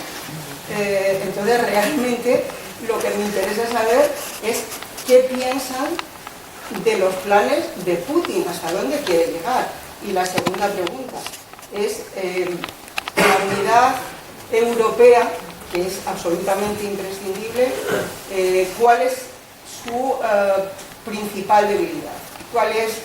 O sea, hay posiciones políticas distintas, pero para esa unión real y efectiva que intentan también socavar sobre todo Putin, ¿dónde está el peligro de esa unión? Vamos a ver, primero, sobre la primera pregunta, ¿qué quiere Putin? Realmente lo que quiere Putin es muy sencillo. Putin quiere una conferencia de Yalta, segunda parte, y quiere dividir el mundo en esferas de influencia, y él quiere su parte. Y su parte para él es Europa. No quiere más. ¿Por qué cree que puede conquistar Europa cuando le está pasando negras para conquistar Ucrania? Porque cree que los europeos somos muy flojos y cree que no nos vamos a atrever a una guerra contra él. Y por eso provoca, porque cada vez que nos provoca y ve que no hay reacción, se envalentona. La guerra de Ucrania se gesta cuando Putin invade Georgia en 2008 y nadie hace nada. A continuación invade Crimea en 2014 y aparecen los famosos monolitos verdes que todos sabíamos que eran soldados rusos. Putin lo negó porque la mentira es otra herramienta muy habitual en la política rusa. Y todos nosotros lo creímos. ¿Por qué no lo creímos? Porque no lo queríamos creer, porque la alternativa era declarar la guerra a Rusia. Con lo cual nos lo tuvimos que creer y nos pareció muy bien. Y Putin todo eso lo fue aplicando. Conclusión, no van a luchar. Los europeos no tienen nervios para luchar. Y como no tienen nervios para luchar, hasta Lisboa. Si no más allá. Y él está convencido de ello. Él quiere su parte del pastel. En un mundo, como él llama ahora, ellos hablan del mundo multipolar, donde los tres polos son Rusia, China y Estados Unidos. Y ellos creen que su arsenal nuclear les da suficiente poder como para competir con China. Y con Rusia no competir, como para acordar un reparto. Y ese reparto lo van a sancionar o lo van a defender gracias a su arsenal nuclear. Eso es lo que él quiere. Y además lo dicen habitualmente. Su concepto es lo que llaman Eurasia. Asia para los chinos, América para los americanos, y nosotros el concepto de Eurasia. Esa Eurasia que va desde Lisboa a Vladivostok. Y lo quiere su área de influencia. Que nos va a invadir, no necesariamente. Lo que son gobiernos satélites, gobiernos títeres. Teniendo en cuenta que el régimen ruso no es una democracia, es una cleptocracia. Hay un grupo de gente que roba a dos manos y que eso para cualquiera es muy atractivo. Cuando él va a negociar África, ¿quién le ofrece a los africanos? Lo mismo que tiene. Yo os doy seguridad y vosotros lo que saquéis para vosotros es suyo. Y ya está, no tiene más misterio. O sea, lo que quiere Putin es relativamente sencillo. Putin de un mundo en el que Estados Unidos y China suben y él, que tiene un arsenal nuclear inmenso, no es nadie. Y no está dispuesto a permitir eso. Si uno lee lo que publican los rusos, no esconden sus intenciones. Ellos siempre no hablan de multilateralismo, hablan de multipolaridad. De polos de poder con satélites alrededor. Y ellos quieren sus satélites, que somos nosotros. Primera pregunta. La segunda era... ¿Cuál es el peligro de la unidad de los europeos? Vamos a ver. Los europeos tenemos dos problemas. Primer problema, que llevamos 70 años donde la seguridad se la hemos externalizado a Estados Unidos. ¿Qué quiere decir eso? Vamos a ver. Un ejército es como un coche. Por ejemplo, un coche con ruedas, el volante, el motor, las luces. Si a mí me van cortando cosas, me voy quitando cosas al coche. No tengo dinero, no, se quita los limpiaparabrisas. Es que cuando llueva, pues cuando llueva nos salimos fuera el limpiaparabrisas. Y me siguen quitando cosas. Quítale las luces, es que tampoco conduce de noche. No conduzca de noche, fuera de luces. Nosotros llevamos 60 años de invertir. Hay países que ya no tienen coche, tienen piezas. Y lo único que pueden hacer es dar sus piezas para que otro los lleve el coche. Hay muy poquitos países en Europa que tengan un coche entero. Que en su momento los franceses tenían un Ferrari, ahora tienen un scooter. Nosotros tenemos un scooter más pequeñito y que le faltan muchas cosas. Los alemanes ni eso, los belgas ni existen. Es decir, nosotros llevamos muchos años quitándole piezas al coche. ¿Por qué? Porque los americanos llevaban. Ahora que los americanos se van y nos dejan con el coche que no anda. ¿Qué es lo que hay que hacer? Primero reconstruir el coche. Y luego, en lugar de tener 10 o 12 coches, hay que construir un coche entre todos. Problema, que no nos fiamos. ¿Y por qué no nos fiamos? Porque cada uno tiene sus líos y no tenemos muy claro que nuestros aliados europeos nos vayan a ayudar. Es un problema político de confianza. ¿Cuál es la principal frontera terrestre de Francia? La que tiene en Brasil, en la Guayana Francesa. Francia cree que en caso de un conflicto con Brasil, donde Brasil reclamase eso como una excolonia, los holandeses van a ir a matarse para defender la bandera francesa en la Guayana. Bueno, es dudoso. Pero los holandeses también tienen allí las ideas holandesas. Nosotros estamos siempre con el problema de Ceuta, Melilla, etc. ¿Qué pasa? Que digo, bueno, a ver si hacemos un coche entre todos y cuando me hace el coche no viene. Yo quiero mi coche. Entonces seguimos teniendo nuestros cochecitos. Y luego además hay una serie de elementos clave que son muy caros, que solo tienen los americanos. Y que cuando los íbamos a comprar decían los americanos, ¿para qué te vas a molestar? Ya lo tengo. No te molestes. Satélites, portaaviones, helicópteros pesados, misiles de largo alcance, que eran cosas carísimas. Que dice, joder, esto, ¿para qué lo quieres? Y ya lo tengo. Pues es verdad, ¿para qué lo quiero? Hasta que los americanos han dicho, bueno, ya no me voy. Y los misiles, nunca la vida. Y todo eso ahora hay que comprarlo. Entonces no hay que comprarlo, hay que desarrollarlo desde cero o comprarse a los americanos. Los Tomahawk que han salido antes. Los Tomahawk solo se pueden disparar a donde los americanos digan. El sistema de guía es un sistema muy específico que los americanos se llama de seguimiento del terreno, que es con unos satélites que miden señales de radar, tiene su historia. Esos misiles van donde diga el americano que vayan, sean de quien sea. España, por ejemplo, no compró los misiles Tomahawk porque no tenía ninguna garantía de dónde iban a ir. Porque te hace falta que el americano quiera teclear en el ordenador y poner el blanco que él quiera. Y nosotros no lo sabemos. Todo eso Europa no lo tiene. Y sin eso, hoy en día, no te puedes ir a la guerra. Bueno, te puedes ir, pero vas a perder. Pero claro, ¿qué hacemos? Pues lo primero que hay que hacer es volver a reconstruir los cochecitos. Y luego ver qué nos falta para compensar todo eso que los americanos nos daban durante 60 años y que nosotros hemos dejado que se perdiera. Los ejércitos europeos ahora son muy pequeños. Por ejemplo, el ejército francés puede montar 3 divisiones, cada una de unos 20.000 hombres. En el año 14, el ejército francés tenía 60 divisiones de infantería y 12 de caballería, con una población que era 2 tercios de la actual. Es decir, podemos. Europa nunca ha sido más rica y más poblada de lo que es. Otra cosa es que no creo gastar el dinero en eso o en otra cosa. Pero ahora mismo nuestro problema es de que llevamos tantos años de quitarle piezas a los cochecitos que no andan. Y ahora hay que volver a comprarlas. Bueno, llevamos tanto tiempo juntos, Paca y yo, y hemos estado tantas veces de acuerdo que a veces hasta sentimos necesidad de discrepar en algo. Formas de guerra. Sí, precisamente porque por poco que uno lea, sabe que las formas de la guerra han cambiado mucho, que ya no son guerras galanas, que se enfrentan un ejército de un Estado o de una coalición de Estados con otro ejército. Sabe que las diversas formas de la guerra traen mucho más peligro, y estas son así. Hasta las hormigas, yo soy rural y veo los enormes caminos que hacen las guerras, y como tengo siempre a mano un libro que se llama Viaje al mundo de las hormigas, ahí he aprendido incluso, sin oír a los militares, que las hormigas, sobre todo las hormigas ocres, tienen muchas formas de hacerse la guerra.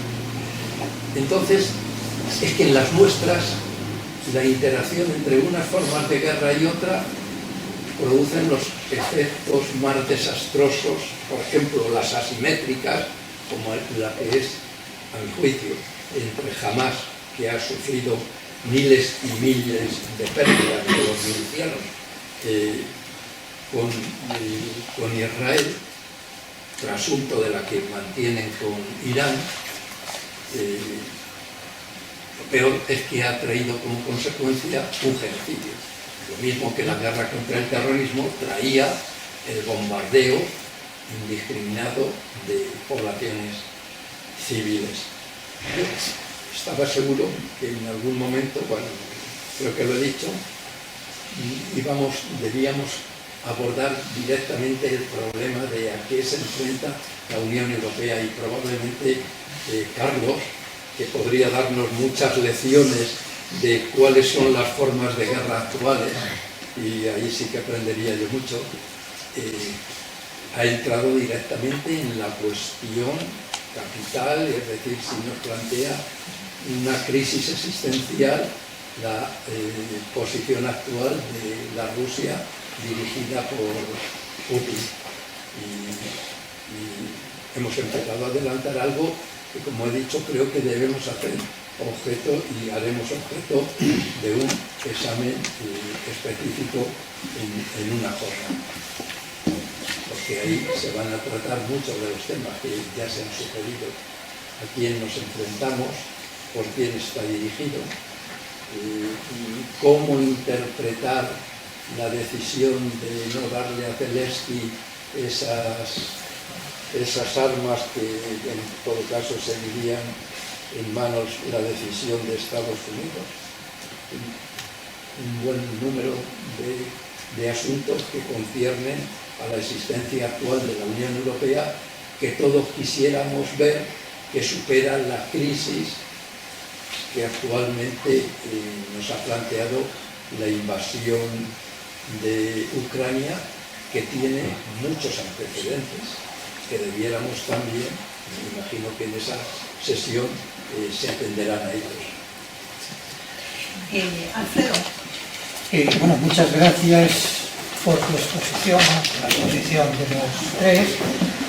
Yo creo que quizá el eje que puede salvar a Europa es definir una Europa de dos velocidades con un nivel de compromiso diferente para que pueda ser posible un ejército que tenga la capacidad necesaria para tener ese papel disuasorio. A mí me parece que el bienestar de nuestras sociedades tiene que limitarse al hacer ese gasto. Eso es bastante claro y desagradable. Y desmarcarnos del negocio de las armas de Estados Unidos, porque el valor de una cosa no es en sí misma lo que uno diga que vale, sino lo que cueste prepararla. Y entonces lo que tenemos que desmarcarnos es de la industria armamentística de Estados Unidos y tener una industria armamentística propia. Y para eso es imprescindible una mayor integración. ¿Entre quién? Entre quienes tienen más capacidad para poder hacer eso. No le podemos pedir a Lituania que haga lo mismo que puede hacer Francia. A mí eso me parece claro. Luego, diversificarnos económicamente teniendo más relación con China. Es decir, que Estados Unidos entienda que no es el socio preferente indefinidamente cuando nos está poniendo unos condicionantes económicos que es un sangrarnos de una manera descarada e impertinente.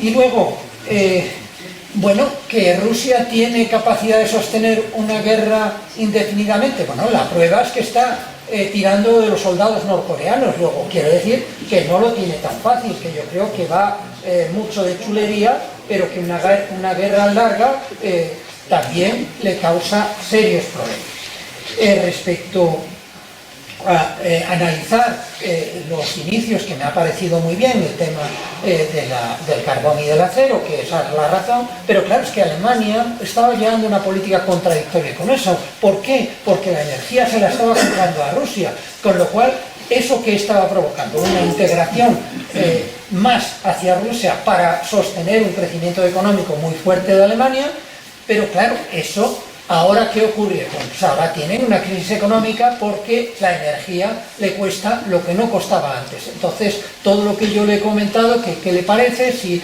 eso obliga a desmarcar a Alemania de, digamos, su foco de solo dedicarse a la parte industrial, sino asumir que eso lo tiene que hacer con otros países, no llevar la política de segundo trastero, donde realmente lo que quería era mantener una relación privilegiada con determinados países y que el resto de Europa no tuviera nada que ver con ellos.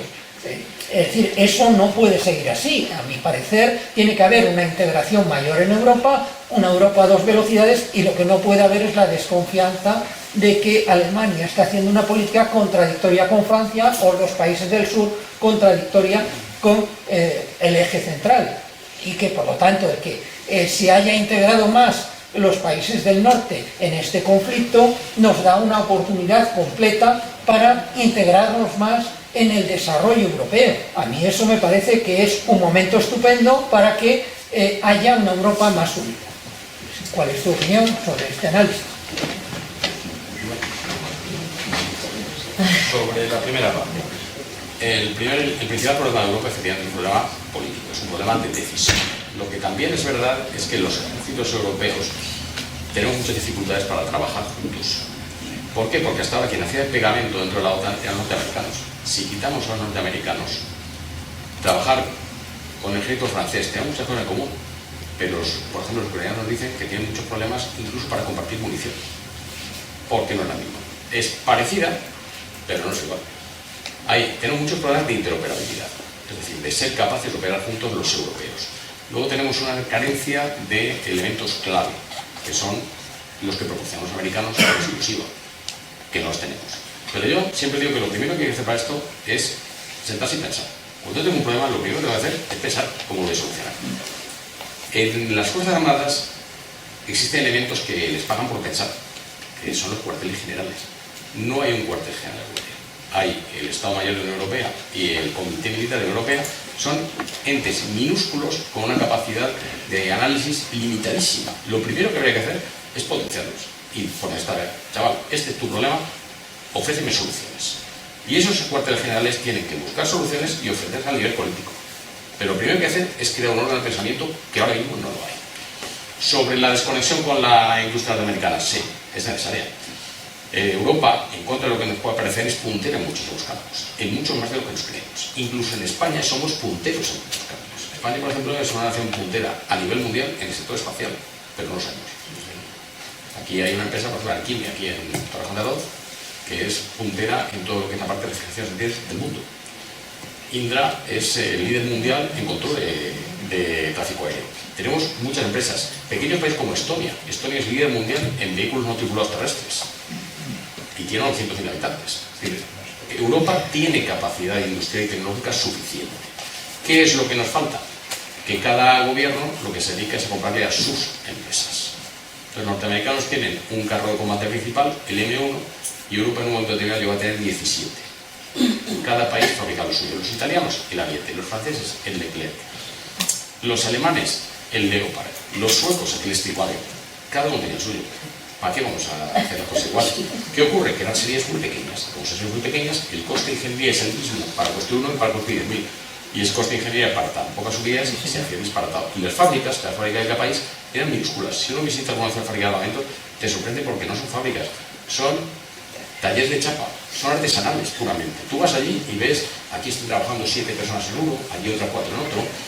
En la principal fábrica de carros de Europa, Krauss Maffei, ahora mismo puede fabricar un carro al mes. Y son auténticas obras de artesanía. ¿Por qué? Porque no tenemos mercado para que la empresa se ponga a producir en serie. No lo hay. Entonces, pues, se limita a hacerlo lo que buenamente va pudiendo para no cerrar. ¿Que tenemos que identificar la industria americana? Sí. Pero para eso lo primero que hay que crear no es crear una industria, es crear un mercado. ¿Cómo convenzo yo a nadie que invierta en crear una fábrica si yo no le ofrezco contratos? Y por ejemplo, nosotros en España los contratos van de año en año. ¿Cómo le digo yo a una empresa que haga una inversión que va a tardar 10 o 15 años en amortizarla, si yo digo que este año sí te compro y el año que viene a ver qué dice el presupuesto? Que hasta que no lo vea no te puedo decir. ¿Quién se arriesga a invertir en esas condiciones? Y eso pasa en toda Europa, no es solo exclusivo de España, pero por repetir el ejemplo. Sí, yo creo que, Alfredo, que efectivamente la Unión Europea yo creo que tiene muchos problemas en el sentido de que cada uno sigue pensando en su país, sino en conjunto. Y ese es el primer problema que tenemos. O sea, que bueno, pues está claro que los franceses consideran que ellos son el ejército mejor y que ellos tienen que los otros no tienen. Entonces falta el que haya un planteamiento común y no lo hay en este momento. Por otro lado, yo creo que Europa se ha dedicado mucho a regular, pero no a investigar. O sea, ha puesto muchísimas condiciones, ha regulado pues todo. O sea, desde cómo es la rueda del coche a todo. Ha regulado, pero no ha investigado. Y entre otras cosas, investigar significa también el pensar en común. Bueno, yo creo que eso yo creo que en este momento es un buen momento, o sea, porque estamos viendo que hasta ahora lo que era planteado el coche, pues que ese coche ya no te funciona, por lo tanto tienes que planteártelo como se lo han planteado, por ejemplo, con el tema de las vacunas, que a partir de, desgraciadamente, de COVID, pues están planteando que como no solamente basta con regular, sino que hay que investigar y están haciendo lo posible. Yo ahí creo que hay que avanzar, pero quizás es un buen momento para tener, si tuviéramos en cuenta, por un lado, que lo fundamental es que mantengamos nuestro estado de bienestar, y también hay un problema, porque claro, ¿cómo mantienes un estado de bienestar si a su vez tienes que dedicar también en economía para montar todo un sistema de defensa? Ese es también el debate, debate que muchas veces no entiendo, pues no lo ven, pero que es un debate que está en este momento sobre el tapete. O sea, si los presupuestos que dedicas para hacer investigación en empresas concretas de representación, pero de armamento, pues a lo mejor te deterioras el estado de bienestar en otra parte. Este es un debate que también tenemos que hacer y lo que pasa es que es muy difícil hacerlo en este momento en España por la situación que tenemos y en Europa porque no somos capaces de juntarnos colectivamente a plantearlo, pero quizás es el buen momento ahora. Buenas tardes. Yo quería comentar una frase que se ha dicho aquí, que es la del orden paso a las reglas, y haría un análisis comparativo entre por ejemplo, el conflicto de Palestina y la postura que han tenido los diferentes países de la Unión Europea. Se empieza a hablar además de genocidio. Llevamos ya 2 años, desde el 7 de octubre, 2 años y pico. Ahora es cuando más se está hablando de genocidio, pero bueno, las cosas que se hacían ahora también se estaban haciendo hace prácticamente desde el minuto número 1. Y luego, en el otro conflicto, el otro gran conflicto, que llevamos 3 años y medio,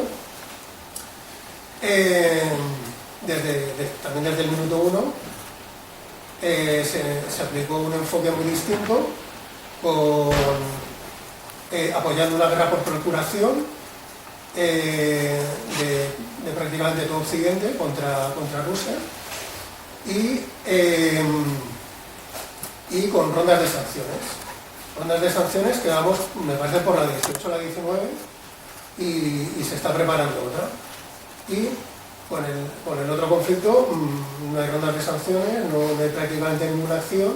Entonces yo lo que digo es que el famoso orden basado en reglas, da la impresión de que a lo mejor tiene credibilidad de puertas para adentro, pero de puertas para afuera, de lo que es Occidente, yo creo que no tienen credibilidad.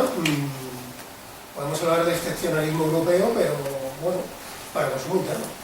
Y no queréis hacer más.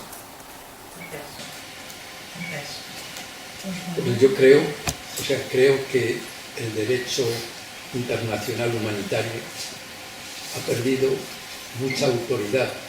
Antes a lo mejor no se cumplía, o sea, era como las leyes de India, se acatan pero no se cumplen. Y ahora vemos que hay estados que se enorgullecen no solo de no cumplirlas, sino de no acatarlas. Yo creo que se ha perdido mucha, no ya fuerza, que tampoco tuvo mucha, pero ha perdido hasta la autoridad moral, porque la gente ve el doble rasero. Pero quizá por eso hay que poner en valor cada vez más los esfuerzos por crear normas que se acaten, que tengan un respaldo moral de la ciudadanía y que se cumplan. Sobre el orden basado en reglas. Lo que estamos viendo precisamente es el caso de una erosión de ese orden basado en reglas. Lo que estamos viendo es la consecuencia de que estamos perdiendo el orden basado en reglas. Esto empezó mucho tiempo atrás. Todo el sistema de Naciones Unidas que ha mantenido la paz en el mundo con sus límites desde la Segunda Guerra Mundial se basaba en un principio subyacente. No se podían modificar fronteras por medio de la guerra. Tú podías atacar a un país, pero nadie te lo iba a reconocer. Y tarde o temprano lo tenías que devolver, porque las sanciones te hacen lo imposible hasta que lo devolvieras. ¿Dónde se va a paseo el sistema? Cuando la OTAN interviene en Kosovo. Y en el momento que interviene en Kosovo, nos saltamos la primera regla de Naciones Unidas. Cuando el señor Putin invade Crimea en 2014, copia párrafos literales de la declaración de la OTAN para intervenir en Kosovo. ¿Por qué? Pues, si a ti te vale, a mí también. ¿Vale? Cuando Saddam Hussein invade Kuwait, ¿qué policía internacional hay? No hay policía internacional, no hay una Guardia Civil internacional a la que yo pueda llamar. Es que los americanos, ¿quieres la fuerza dominante o no? Entonces, ese orden basado en reglas se empieza a erosionar cuando cae la Unión Soviética, cuando Estados Unidos deja de obedecer las reglas que ellos mismos han impuesto y se les empieza a cargar. ¿Por qué? Porque cuando uno tiene un momento unipolar, cuando uno es el más poderoso, claro, las reglas te limitan. Y si tú crees que no tienes que respetar las reglas, te las va a crear. ¿Qué problema tiene? Que llegamos a esto de que cuando tú erosionas las reglas que tú mismo has creado y todo el sistema internacional de que vivimos después de la Guerra Mundial es creación norteamericana, la OTAN, los foros de Bretton Woods, la Organización Internacional del Comercio, son todo creaciones norteamericanas basadas en los americanos, son ellos mismos los que los van erosionando. Y ha llegado un momento en que se van cargado y ahora es totalmente inoperante. Es más, hemos visto a Israel, por ejemplo, bombardeando Qatar, que es un estado soberano y aliado a Estados Unidos. Bueno, algo, no pasa nada. Pero esto tiene muchas más consecuencias. Por ejemplo, unas buenas y otras malas. El terrorismo que se hace en países del tercer mundo, la audiencia a la que se dirige es a nosotros, a los ciudadanos del Occidente. ¿Por qué? Porque los ciudadanos occidentales podemos darle lata a nuestros gobiernos para que Occidente tome medidas contra el gobierno correspondiente y tal. ¿Qué ocurre? Que como Occidente es irrelevante, ya no interesa que hagamos nada. Estos grandes atentados van desapareciendo, ya no importamos, porque ese mundo basado en reglas se mantenía por el poder militar de Occidente, que al final de los norteamericanos. Cuando ellos deciden no usar ese poder, cuando ellos son los que han puesto el sistema se va a crear. Y ahora mismo lo que vemos es volver a lo que había antes. Yo intervengo donde me interesa, y si no me interesa, no intervengo. Eso precisamente, lo que ha ocurrido con Israel, es un ejemplo de lo que provoca la desaparición de ese mundo basado en reglas, que ha sido fundamentalmente por un cambio de postura del principal adalid del tema, que eran los norteamericanos, que eran los que habían creado este mundo, y se lo han grabado. Entonces, ahora estamos en un mundo donde no hay reglas. Y reglas son, por ejemplo, el derecho internacional público, es una regla. ¿Quién lo sostiene? Nadie, la Guardia Civil. ¿Por qué intervenimos en Ucrania y no en Gaza? Pues los norteamericanos, en contra de lo que dice el señor Trump, intervienen en Ucrania porque tiene un tratado firmado con Ucrania, el memorando de Budapest. Ahora yo soy el señor Trump y digo que no le voy a hacer ningún caso a ese tratado. Me da igual, como ha hecho con todos los tratados comerciales. Pero es que el emperador de Japón tiene en su cajón un papel parecido. Nosotros tenemos un papel parecido. El Tratado de Washington de la OTAN vale lo mismo. Si el papel del señor Celestino vale, ¿por qué va a valer el mío? Entonces, ¿qué ocasiona eso? Que Estados Unidos ya no es un socio fiable. Pero Estados Unidos intervino en principio porque si no intervenía su influencia mundial se cae, cambia la administración, entra el señor Trump y el señor Trump, bueno, pues ha tomado las medidas que ha tomado, con las consecuencias que esto tiene. Volver a llegar a la situación que había antes de enero pasado, cuando llega el señor Trump, les va a costar 30 años de respetar escrupulosamente los tratados, porque no te puedo fiar. Pero ellos son los que han volado el sistema. Y eso los ha volado, fundamentalmente, el señor Trump. Sí, le quería hacer una pregunta. Por ejemplo, antes decía, hay 3 polos, digamos, 3 polos que serán, el resto seremos satélites de uno de esos polos.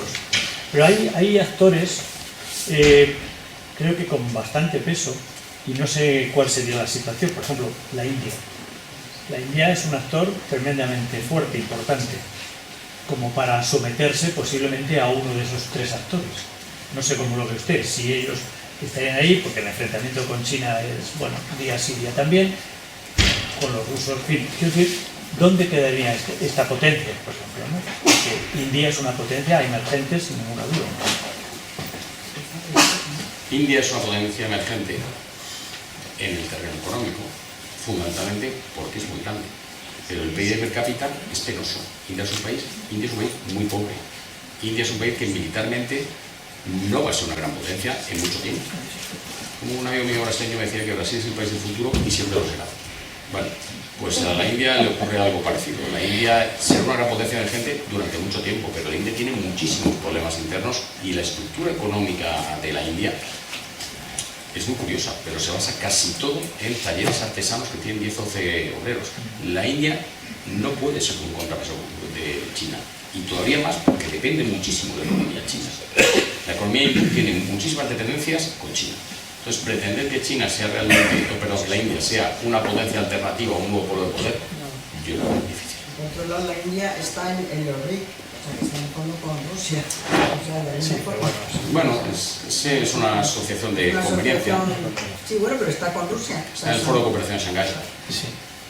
Paquita, ¿y tú cómo ves el tratado de paz ahora que se ha roto ya? ¿Tienes alguna esperanza de que el conflicto, no guerra, porque tú misma has dicho que no lo consideras una guerra? ¿Cómo ves tú? ¿Ves alguna esperanza, alguna posibilidad con estas movilizaciones que hay, todo esto?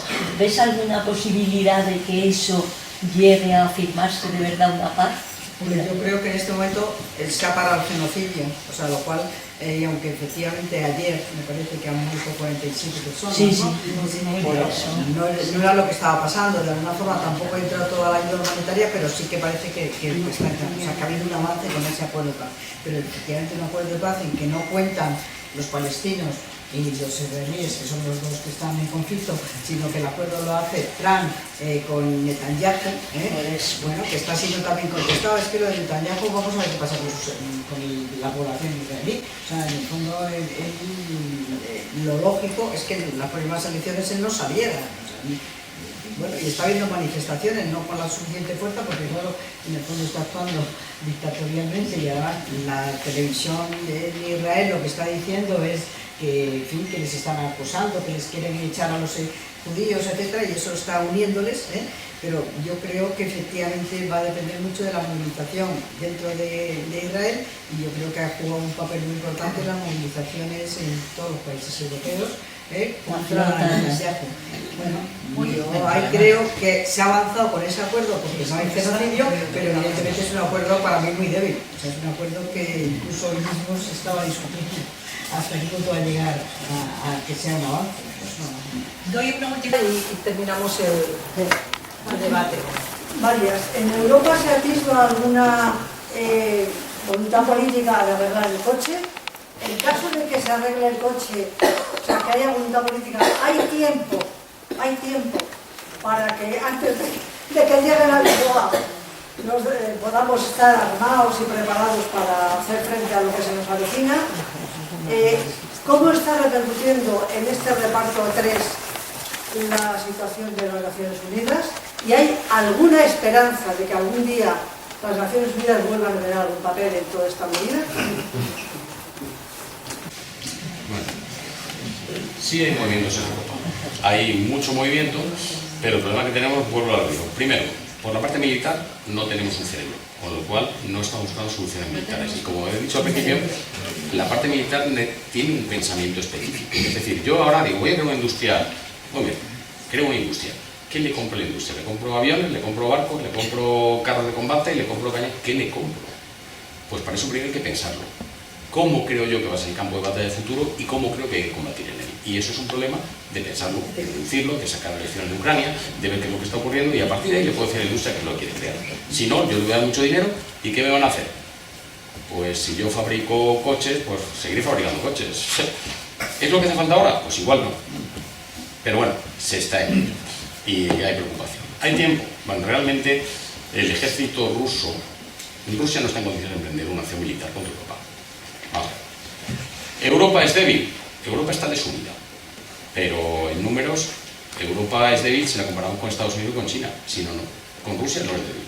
Rusia tiene muchas cosas, pero ha perdido hasta la camiseta en Ucrania, ha perdido muchísimo y le va a costar muchos años recuperarse.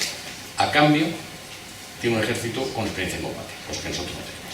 Y eso es un factor importante, ¿no?